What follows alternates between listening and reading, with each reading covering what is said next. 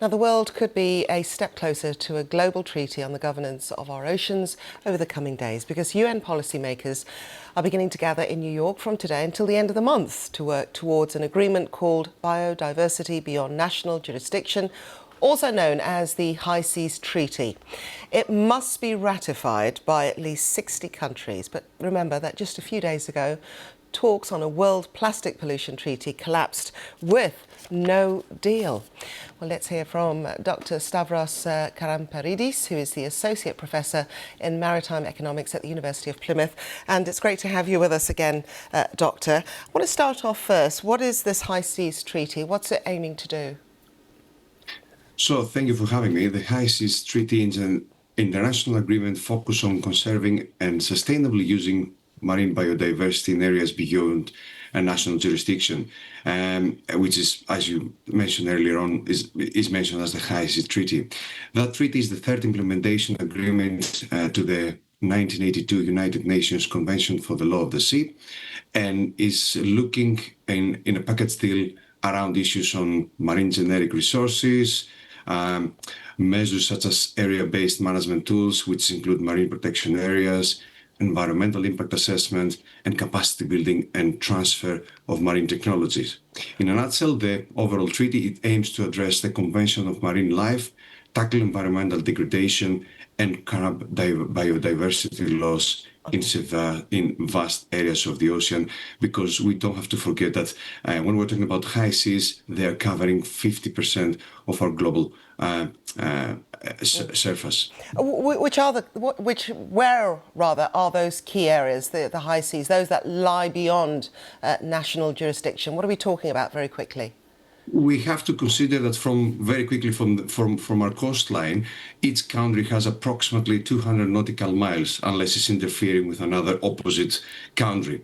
And that kind of area is known as the economic exclusive zone. Outside that is the high seas area, which is, as I said, nearly 50% of the global ocean.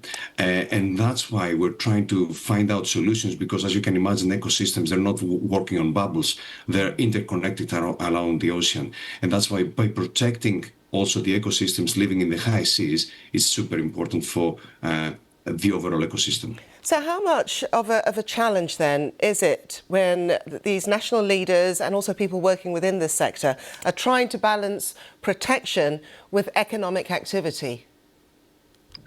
Oh, it is really challenging, because as you can imagine, different countries, they have different interests, and but of course, everybody is realizing that it's extremely important for us to maintain and conserve our planet, because if we have a biodiversity collapse, as a lot of marine science are projecting, then it's going to have a huge knock-on effect to the ocean economy. The ocean economy, just to remind you, is contributing trillions of dollars annually to various sectors, from fishing to tourism to whatever you can call it, even to shipping, to my area.